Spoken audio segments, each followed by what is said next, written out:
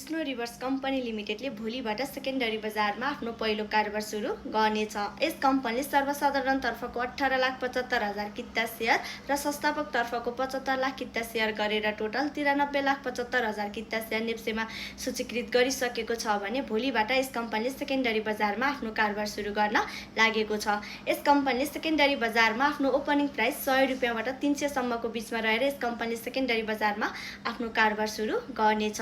यस कम्पनीको इपिएस 4 रुपैयाँ 98 पैसा रहेको छ भने यस कम्पनीको नेटवर्थ 105 रुपैयाँ 6 पैसा रहेको छ र यस कम्पनीले सेकेन्डरी बजारमा कारोबार गर्दा SNORL सिम्बल पाएको छ। यस कम्पनीले निष्कासन गरेको आइपिओ 77,812 लगानीकर्ताहरूले यस कम्पनीले निष्कासन गरेको आइपिओ 10 किताको दरले हात पार्न सफल हुनुभएको थियो।